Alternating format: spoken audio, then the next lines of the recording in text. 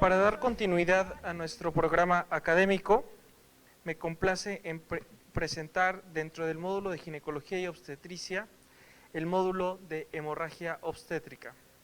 Presento a continuación al profesor titular de este módulo, al doctor Gerardo Jesús Martínez Salazar. Él es médico cirujano egresado de la Universidad Autónoma de Tamaulipas, con especialidad en ginecología y obstetricia por la UMAE 23, avalado por la Universidad Autónoma de San Luis Potosí, generación 42. Certificado por el Consejo Mexicano de Ginecología y Obstetricia, con diplomado en colposcopía y profesionalización docente, maestría en ciencias médicas, vocal del Comité Local de Investigación UMAE 23, miembro activo del equipo de respuesta inmediata de la UMAE 23, cuenta con publicaciones médicas en revistas nacionales e internacionales. Actualmente forma parte del servicio de tococirugía de la UMAE 23. Bienvenido, doctor.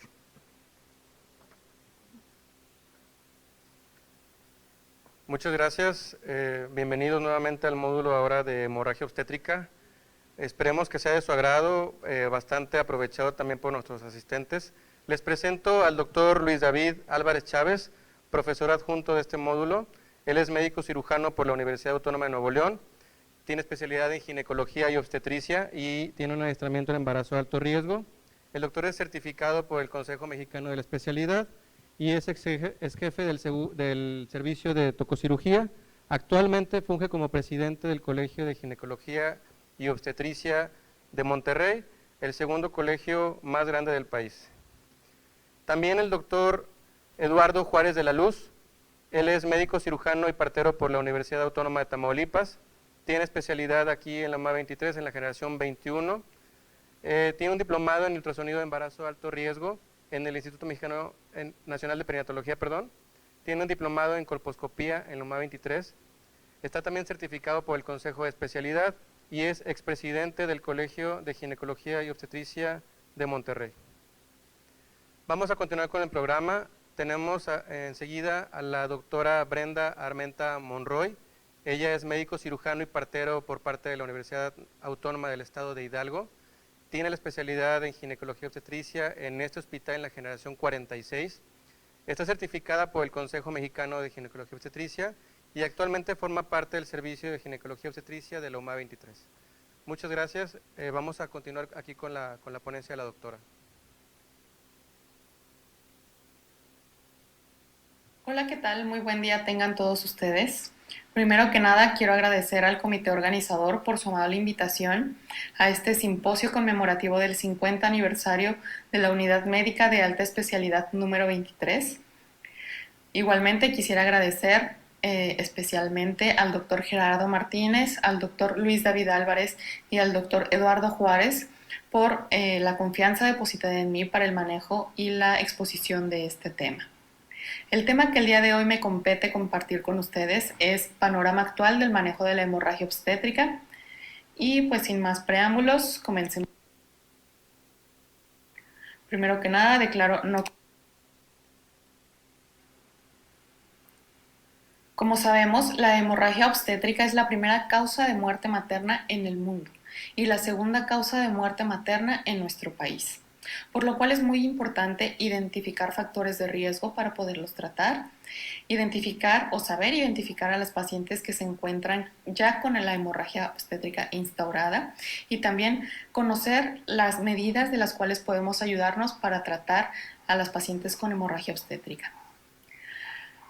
Debemos conocer la definición que ha ido cambiando a lo largo de los años, pero dentro de las más aceptadas están la de la Organización Mundial de la Salud, que nos habla de una pérdida de más de 500 mililitros de sangre dentro de las primeras 24 horas del posparto y de una hemorragia posparto grave cuando es una pérdida mayor o igual a 1000 mililitros de sangre. De nuestra guía de práctica clínica y el Colegio Americano de Ginecología y Obstetricia nos hablan también de un sangrado mayor o igual a 1000 mililitros, pero esto aunado o no a signos y síntomas de datos de bajo gasto. Dentro también de las primeras 24 horas del posparto, ya sea en un parto vía vaginal o por cesárea. Por su lado, la ACOG nos habla de el hematocrito con una disminución del 10%, que era una definición que se utilizaba anteriormente o históricamente. Sin embargo, se ha visto que de manera aguda no es muy útil para estimar el sangrado El Clínic de Barcelona, por su parte, también nos habla de la importancia de la clínica de nuestras pacientes, ya que lo define como sangrado posparto o hemorragia posparto, aquellas que tengan un sangrado mayor al esperado y que desencadenen a su vez signos y síntomas de choque hipovolémico.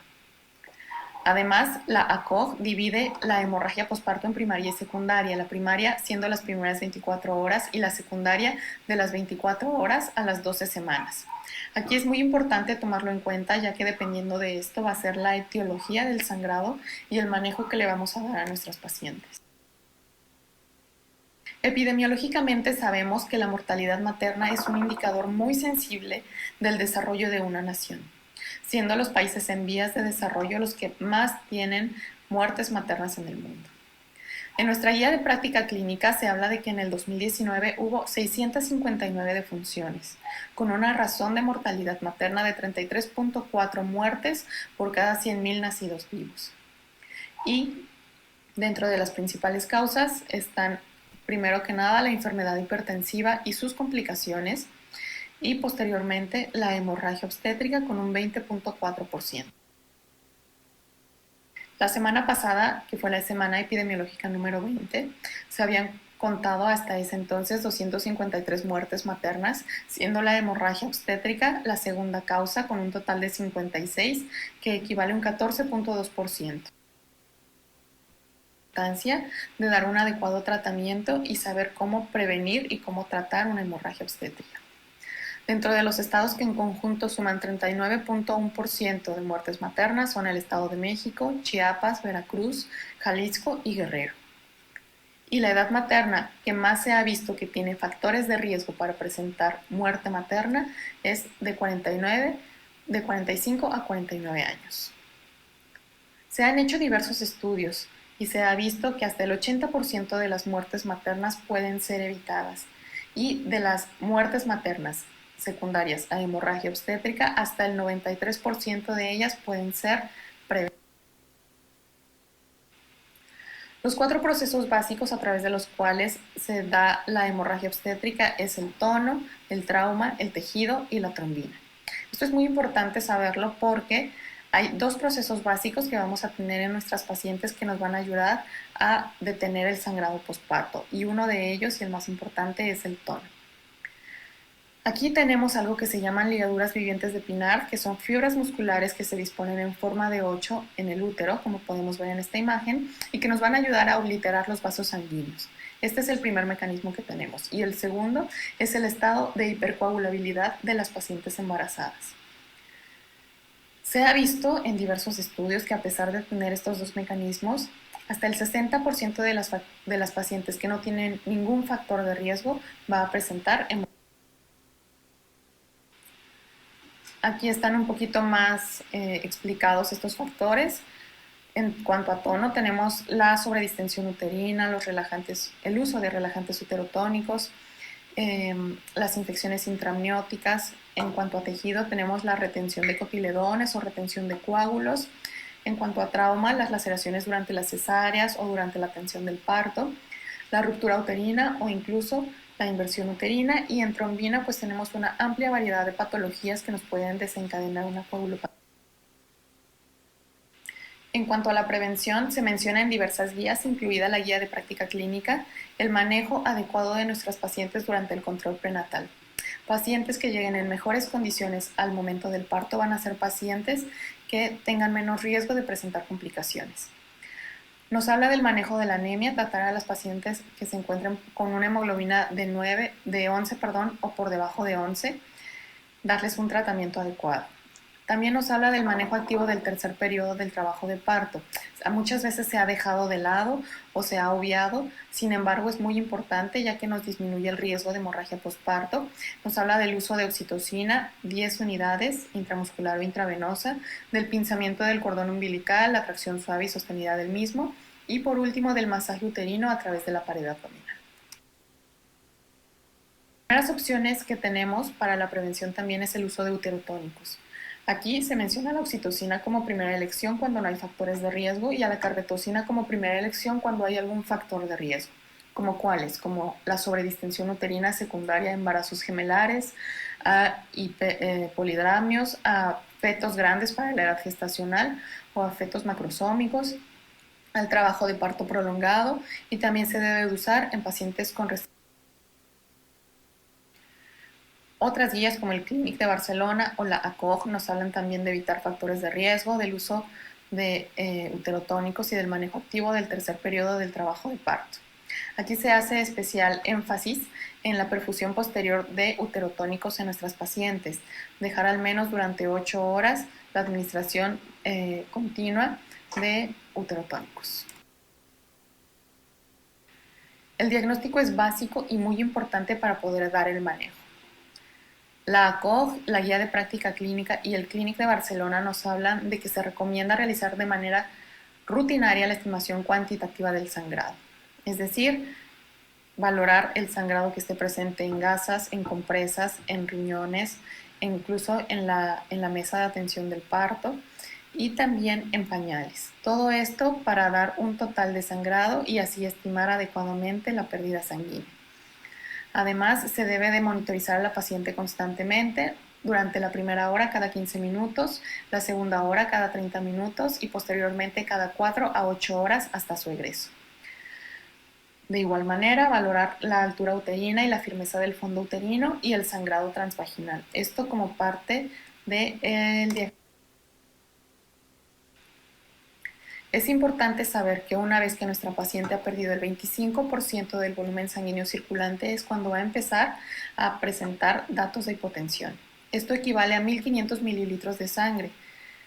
Dependiendo del sangrado que lleve nuestra paciente, van a ser las manifestaciones clínicas que vamos a encontrar en ellas, siendo al principio palpitaciones, aturdimiento, frecuencias cardíacas elevadas de manera leve y sin presentar hipotensión.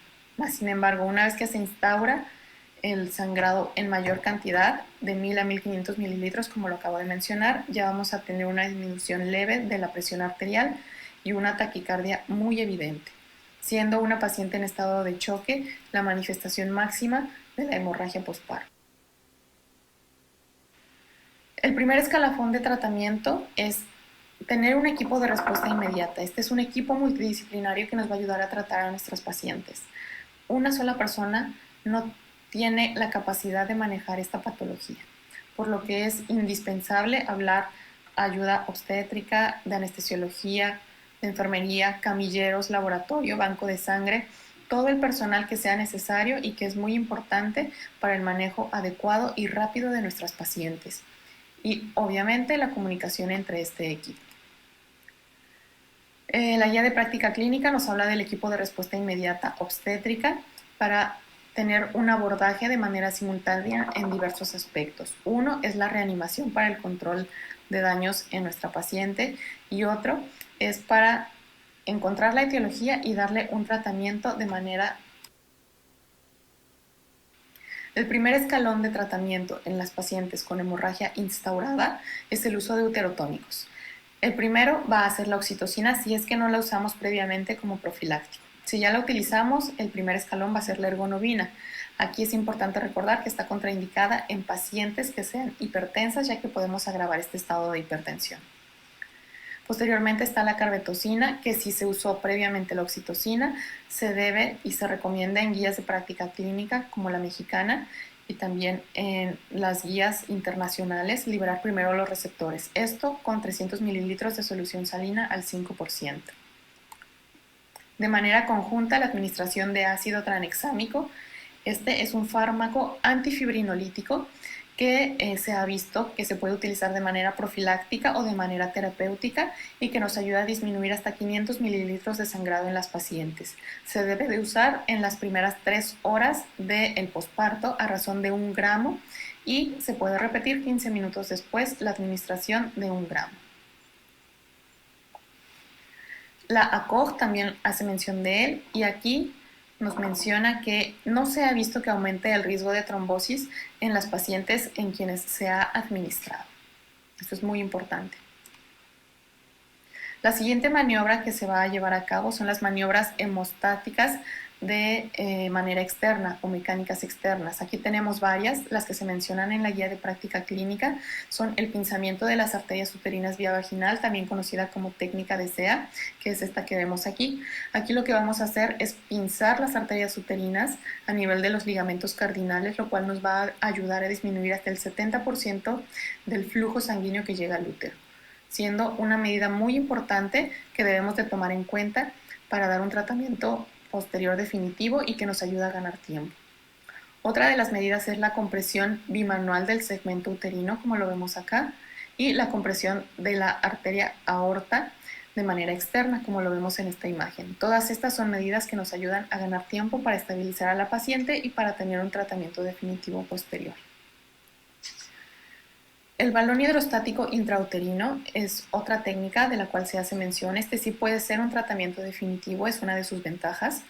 Tiene una tasa de éxito de hasta el 97% y nos permite estabilizar a la paciente, ganar tiempo y, como ya lo dije, puede ser un tratamiento definitivo. Aquí es muy importante evaluar la eficacia inmediata. Si se coloca y se ve que la paciente continúa con sangrado, pues es mejor continuar con el siguiente escalón de tratamiento. Existen ya diversos tipos de balones. El más conocido es el balón Bakri, que es este que vemos en la imagen, pero existen otros que son, pueden ser artesanales, es decir, que son hechizos en las unidades donde no se cuenta con balones especiales, o algunos otros que se utilizan como el Sengstaken Blakemore, que tiene un balón que se puede llenar de manera intrauterina y otro que se puede usar para la porción vaginal, y otros que son especiales creados para una porción intrauterina y otra. Dentro de las opciones quirúrgicas tenemos las suturas de compresión uterina. Aquí están varias técnicas, la Lynch, la técnica Hyman o la técnica Cho. Esto va a depender de en cuál seamos más diestros. Se ha visto que su efectividad es muy equiparable, por lo que en la que seamos más conocedores es la que debemos utilizar. Posteriormente está la ligadura de las arterias uterinas y útero-ováricas. Aquí pueden ser técnicas anteriores o posteriores, y aquí también debemos utilizar o ayudarnos de la ligadura de las arterias ováricas, que nos ayudan también a disminuir el riego sanguíneo hacia el útero. Se menciona la ligadura de arterias hipogástricas. Esta ha venido a caer un poco en desuso, ya que son pocos los médicos que están entrenados para su realización, y además hay otras técnicas previas que nos pueden ayudar en gran medida a prevenir llegar a este punto. Posteriormente, la embolización selectiva de las arterias que se encuentran sangrando es una técnica poco usada, ya que en nuestro país no en todos los centros se cuenta con ella, pero es una técnica muy útil. Incluso en países como Estados Unidos, la guía de práctica clínica del Colegio Americano nos menciona que se utiliza previo a la colocación del balón intrauterino. Entonces es una técnica muy buena. La histerectomía es el tratamiento ya radical del manejo de la hemorragia obstétrica, pero puede llegar a ser el primer escalón en pacientes que tengan factores de riesgo como placenta acreta o percreta. Y por último, el empaquetamiento. Esta técnica se va a utilizar en pacientes donde ya se realizó la histerectomía, pero que a pesar de esto continúan con sangrado, como lo conocemos en capa. Nos va a ayudar a estabilizar a la paciente, a ganar tiempo, y se debe de retirar a las 48 a 72 horas posterior a su colocación, dependiendo del estado de nuestra paciente. En algunas otras guías, como el Clinic de Barcelona y en la guía del Colegio Americano de Ginecología y Obstetricia, se mencionan los mismos escalones. Únicamente en la guía del Colegio Americano de Ginecología y Obstetricia se menciona antes la embolización uterina. Esta se va a hacer uso de ella en pacientes que estén hemodinámicamente estables, que persiste el sangrado de manera leve y que terapéuticas previamente mencionadas como los uterotónicos no han sido útiles. Otra modificación que encontré en esta guía nos habla del taponamiento con compresas. Aquí nos menciona que se deben de empapar con trombina 5000 unidades y solución salina 5 mililitros y posteriormente colocar de manera intrauterina, como se ve aquí en la imagen, de cuerno a cuerno hasta lograr un taponamiento como lo vemos aquí.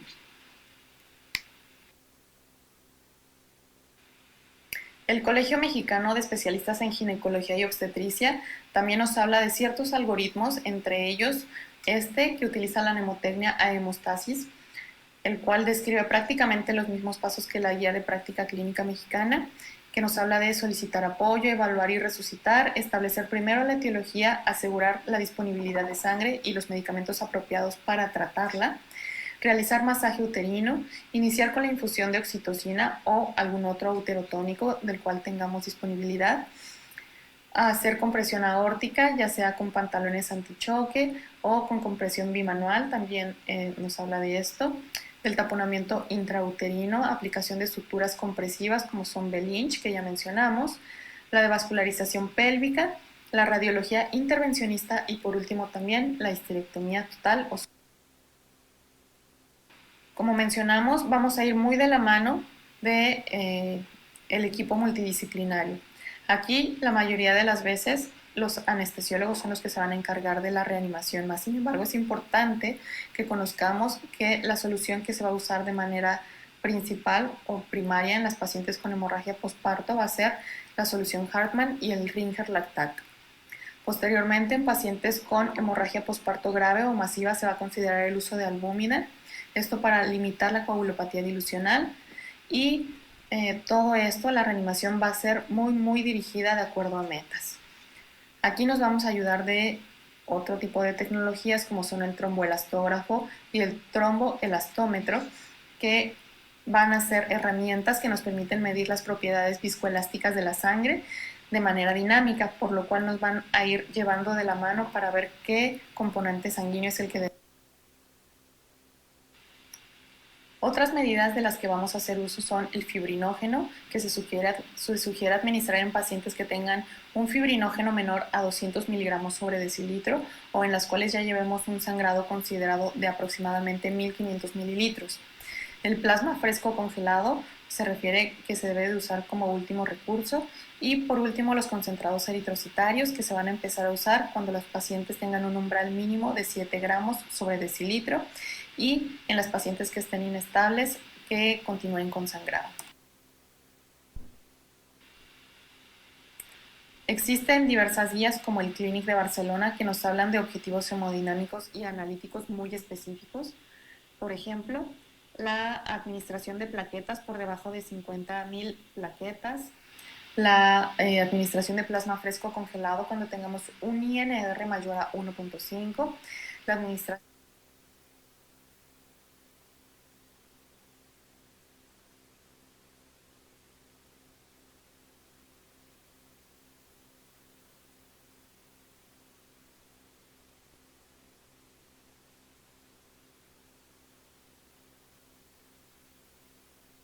arterial, la frecuencia cardíaca, la presión venosa, todo esto va a ser monitorizado también de la mano con la transfusión de modelo. Existen otros métodos para el tratamiento de la hemorragia obstétrica, como son los selladores de fibrina. Aquí tenemos diversos tipos. Se van a utilizar principalmente cuando haya sangrado del lecho vascular y nos va a ayudar a evitar una reintervención posterior. Otras terapias de las cuales podemos tomar pauta es el factor 7 recombinante, que se va a utilizar en casos muy especiales de pacientes que tengan alguna coagulopatía o que así lo ameriten. Y por último, algo que se llama cell salvage, que se utiliza en pacientes que son usualmente programadas y que se espera que tengan una pérdida grande de sangre y que además no acepten transfusión más que autóloga de sangre. Aquí lo que se va a hacer es aspirar todo el líquido y la sangre que se está obteniendo de la cirugía, pasar por filtros especiales y dejar únicamente los componentes sanguíneos listos para transfundir a la paciente.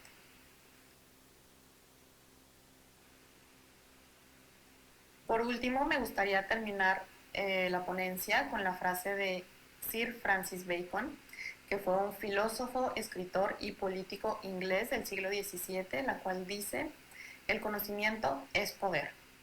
Los invito a que seamos curiosos, a que busquemos nuevos conocimientos y a que hagamos uso de este poder en pro del mejor manejo de nuestras pacientes. Muchas gracias por su atención y muchas felicidades a la Unidad Médica de Alta Especialidad número 23 por este 50 aniversario. Muchas gracias, doctora Brenda Armenta. Excelente su revisión, muy breve y concisa, pero tocando los puntos más importantes que debemos dominar en el tratamiento de la hemorragia obstétrica.